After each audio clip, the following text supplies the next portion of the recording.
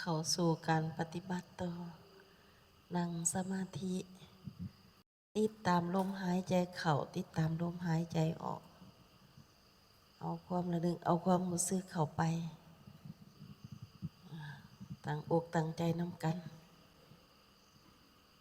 เข้มแข็งต่อการฝึกการปฏิบัติของเราอ่อนแอท้อแท้บ่ได้ต้องมีความเข้มแข็งต้องตัดสินใจเด็ดเดียวเด็ดขาดจังใดก็บ่ยอมจมอยู่ในโลกหน่วยนี้ต้องช่วยตนเองให้ได้เพื่อบ่อยากกลับมาเวียนว่ายตายเกิดมาเวียนเกิดเวียนตายเกิดทางตอนยังเกิดทางตอนตายเห็นว่าเขาอ่านปฏิจจสมุปบาทที่อ่านบ่เป็นตอนตายเลยตอนยังเป็นยังเขาจึงเกิดพยายามทำความเข้าใจเพราะความโมโหว่าแจกของเขาจึงเกิดมีความคิดปรุงแต่งเป็นตัวหนึ่งอีกเป็นสื่อว่าสังขาร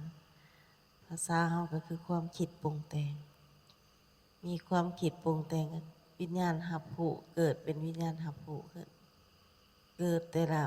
ขอละขอมันเกิดทางหัวใจของเรามันมีเหตุไปเกิดเพราะความโมโหว่าแจกเขาจึงพากันมาฝึกปฏิบัติให้เขาหูการเกิดทางหัวใจของเขารับการเกิดทางหัวใจเหตุอะไรจึงรับไหลเขาหูแจ้งนะมันก็บ่มีการเกิดบ่มีความโมโหบ่แจ้งพาให้เกิดเขาหูเขาแจ้งว่าเกิดเลยต้องแก่ต้องเจ็บต้องตายห่างกายนี่เป็นแนวนี้ประกอบกันเข่าโดยธาตุดินน้ำไฟลมมีอากาศเข้ามารอเดียได้ธาตุวิญญาณเกิดขึ้นเขาเห็นว่าการเกิดทางหัวใจย้อนเฮาบ่เข้าใจตัวนี้เฮามาทำความเข้าใจเฮาสรุปไล่ห่างกายประกอบด้วยข้าวน้ำอาหารประกอบโดยธาตุทั้งสี่ธาตุทั้งหกใหญ่หย่อนข้าวน้ำอาหารมีความคิดเกิดขึ้นสารพัดเรื่องตามความยึดมั่นถือมั่นของเฮาถ้าเฮาบ่อยากให้มีความคิดมีความปรุงแต่งหลายเฮาก็ต้องเอาความคิดเอาความยึดมั่นของเฮานี่เฮาบ่ต้องยึดมั่นถือมั่นในสิ่งที่ผ่านเข้ามาทางตาหูดังลิ้นกายใจเฮ็ดจั่งใดเฮาสิบ่ยึดเฮาก็ต้องฝึกให้เฮามีพลังให้พลังเฮามีเพียงพอเฮาตัดได้เคลียร์ออกได้มันบ่มีเรื่องมันก็บ่มีความคิดมีเรื่องหลายกับความคิดหลายมีเรื่องน้อยกับความคิดน้อยสายเกิดของมันเกิดจากความโมโหบ่เข้าใจโหพางกายบ่ควรยึดมั่นเฮาก็ยึดความสุขถูกบ่ควรยึดมั่นเฮาก็ยึดความจำเฮาก็ยึดความคิดปรุงแต่งเฮาก็ยึดความหับผูเฮาก็ยึดบ่ต้องยึดบัดนี้เพราะว่าเฮารู้แล้วว่ามันเป็นของบ่เที่ยงห่างกายมันก็บ่เที่ยงความสุขก็บ่เที่ยงความคิดปรุงแต่งมันก็บ่เที่ยงความหับผูมันก็บ่เที่ยงห่างกายบ่แม่นตัวตนเฮาแท้แน่นอนบ่แม่นแก่นสารบ่แม่นจีรังยั่งยืนห่างกายบ่แม่นตัวตนเฮาบ่ได้อยู่ในอำนาจของเฮาเฮาบังคับบัญชาบ่ได้เฮามาเข้าใจเรื่องนี้พอเฮาเข้าใจเรื่องนี้แล้วทางในของเฮาการเกิดของเฮามันก็ลดลงน้อยลงมีความเป็นระเบียบเรียบร้อยสงบสงัดเฮาก็บ่ต้อง ไหลไปตามเฮาหยุดเฮาไหลเนี่ยบ่ปล่อยตัวเองโศกเศร้าห้องไห้ดำพึงดำพันบ่สบายกายบ่สบายใจประสบกับสิ่งบ่เป็นที่หักที่พอใจเฮาก็บ่เป็นทุกข์คันใจเฮาเลยฝึกคันเฮามีความเข้าใจบ่เป็นทุกข์มันก็บ่มีการเกิดทุกข์เฮาก็บ่เป็นคนทุกข์หัวใจเฮาก็บ่ทุกข์เอาชนะทุกข์ได้ถ้าบ่มีการฝึกบ่มีการปฏิบัตินี่ทุกข์เลยใจอ่อนแอท้อแท้ทุกข์เฮาบ่อยากทุกข์เฮาก็ต้องฝึกใจให้ได้เฮามานั่งจะเดินเอาสติมันก็ต้องได้สติมาจะเดินเอาสมาธิก็ต้องได้สมาธิสติคือความระลึกไหลสมาธิคือใจตั้งมั่นเฮาอยากได้ความหูซึกเขาก็มาเจริญเอาความหูซึกประกอบกันสติสัมปชัญญะสมาธิพาให้เฮาได้ปัญญาเกิดขึ้นความถูกต้องประกอบเขา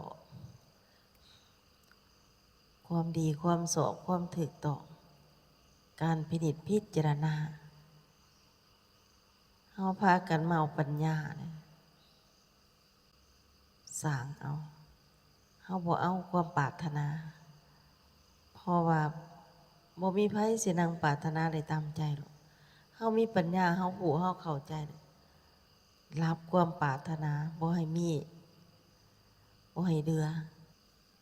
สร้างเอาสร้างคุณงามทำความดีให้เฮามีคุณงามความดีมีความถูกต้องมีใจตั้งมั่นมีความระลึกมีความรู้สึกมีการพิจารณามีปัญญารักษาใจเจ้าของรักษากายเจ้าของรักษาตาหูหลังดินกายใจสายเกิดมันบ่มีดอกพอเฮาหูมันแหละ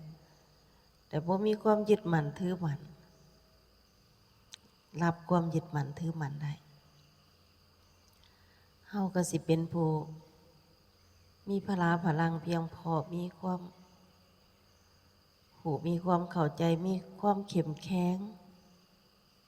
การเกิดทางความอยากบ่มีการเกิดตามความบ่ฮู้บ่แจ้งตามความหลงใหลตามความยึดมั่นถือมั่นไว้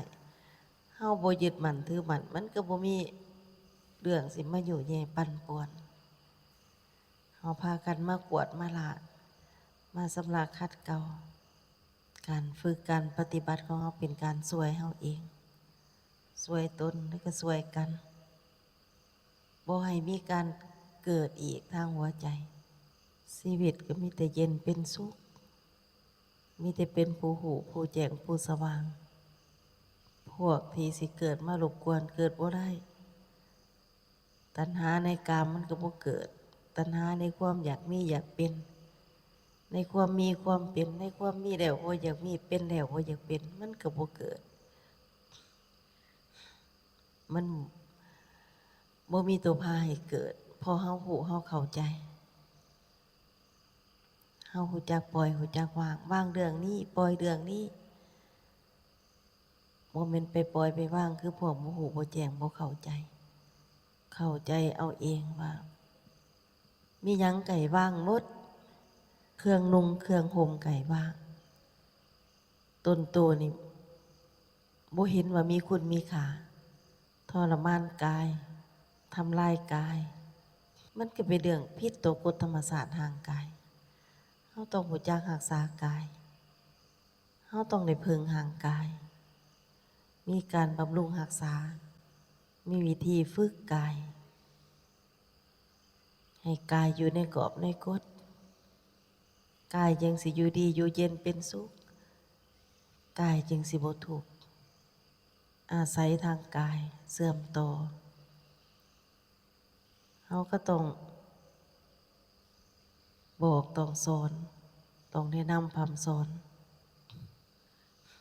อนกายสอนใจเฮาก็ต้องรักษาให้กายมีสติมีปัญญามีความระลึกมีความรู้สึก มีความตั้งใจมั่นมีความถูกต้องทางกายวาจาใจ เป็นผู้ประกอบสอบธรรมมีธรรมมีปัญญารักษาตนค้นตนเจรไนใจแยกเป็นนักค้นคว้าหัวใจเจ้าของเป็นนักวิจัยหัวใจเจ้าของถ้าเราปฏิบัติแบบนี้มันก็ถูกต้องมันสิมีหยังเขาก็อ่านใจเจ้าของกายเจ้าของนั่นแหละอ่านเรื่องกายเรื่องใจเรื่องความคิดความเว้าการกระทำเขานี่แหละถ้าเขาอ่านแล้วไปบ่มีการเปรียบเทียบสมเทียบเขาก็สิเป็นแต่ผู้ได้อ่านเป็นแต่ผู้ได้จำบ่นำเอามาสอนเจ้าของบ่นำเอามาฝึกเอามาปฏิบัติเขาก็สิบ่เห็นเขาเปลี่ยนแปลงอาการเกิดก็สิยังคือเก่าอารมณ์เกิดก็สิเกิดคือเก่าเกิดตามความโมโหบ่แจ้งความถูกขอบงำเฮาคือเก่ามันมีเหตุส่งผลเฮาจึงมาฝึกเพื่อฮู้เข้าใจบ่อยากทุกข์อย่าก่อเหตุอย่าสร้างเหตุให้มีการพินิจพิจารณาให้มีการตัดสินใจถือเอาใจตั้งมั่นเอาสติเอาปัญญาเอาความถูกต้องใส่กายใส่ใจเจ้าของสิ่งดีงามงอกงามขึ้นงอกงามขึ้นสิ่งบ่ดีมันก็หมดไปเฮาบ่ปลูกฝังใส่กายใส่ใจเฮามีแต่กวาดล้างออกเอาสติปัญญาเบิ่งเจ้าของเบิ่งทางการคิดเบิ่งทางการเว้าเบิ่งทางการกระทำเห็นแต่ความดีความชอบเห็นแต่ความถูกต้องเห็นถึงความละเอียดจนว่าเฮานี่ถูกตามกอบตามกฎน่ะบ่ผิดกฎธรรมศาสตร์บ่มีเรื่องวุ่นวายบ่มีเรื่องหายเครียดหึนสั่งโกรธแค้นบ่มีเรื่องโลภโกรธหลงบ่มีเรื่องดีใจเสียใจมาปั่นป่วนในหัวใจเห็นความสงบสงัดยับยั้งได้สั่งใจได้ปล่อยวางได้ปล่อยวางเป็นคอยเฮาเอาใจใส่ในเรื่องชีวิตของเฮาให้เฮาพอใจในการพัฒนาตนเองในการช่วยเหลือตนเองต้องได้ฝึกก่อนฝึกเอาก่อนฝึกเข้าไปฝึกเข้าไปหาเจ้าของเอาความระลึกรู้สึกยังเข้าไปฮู้เข้าไปเห็นอันใดบ่ดีเลิกถอนเปลี่ยนแปลงบ่ให้เป็นผู้มีฤทธิ์พิษสงบ่ให้เป็นผู้มีอำนาจบ่ให้เป็นผู้มีความหลงไหลเอาชนะให้ได้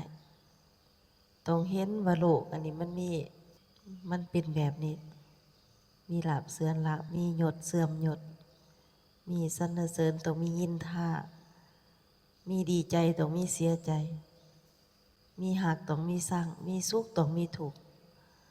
เฮาเห็นด้วยปัญญาเฮาเห็นด้วยก่อนเฮาต้องได้พบได้เจอกับเรื่องแบบนี้พอเฮาพบเฮาเจอเนี่ยมันแผ่เฮามันปราศัยพอเฮาเข้าใจบ่แห้งแล้วว่าโลกด้วยนี่มันมีแบบนี้แหละผู้ฝึกผู้ปฏิบัติเพื่อกำจัดได้เฮาเห็นอีกว่าโอ้ยเกิดมาเลยต้องแก่ต้องเจ็บต้องตายบ่เจ็บก็ยังตายบ่แก่ก็ตายอีกเกิดมามีแต่ตายบ่ตายไวก็ตายซะบ่ตายหนุ่มตายน้อยก็ตายเฒ่าตายแก่เฮาเห็นอีกคันเฮาเห็นแบบเฮาใส่การพินิจพิจารณาเฮามีปัญญาเฮาก็บ่มีความโศกเศร้าห้องไห้ลำพึงลำพัน บ่มีความบ่สบายกายบ่มีความบ่สบายใจบ่มีความขับแค้นใจบ่มีความทุกข์นี่แหละมาฝึกเพื่อเอาชนะทุกข์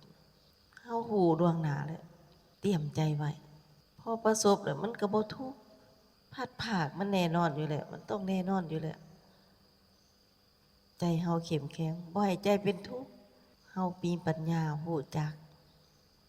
มีแต่เตรียมรอท่าความปรารถนาภายอ่อนแอท้อแท้ภายมีความหวังอยู่ในความหวังบ่ได้อยู่ในความจริงฮู้ความจริงเข้าใจถึงความจริงบ่ต้องปรารถนารับความปรารถนาเสื้อเกิดซ้ายเกิดมันก็บ่เกิดความยึดมั่นถือมั่นบ่มีเพราะเฮาบ่ต้องการ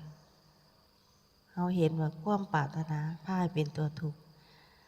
ความปรารถนาบ่ได้ตามใจสิ่งใดบ่ได้ตามใจเป็นทุกข์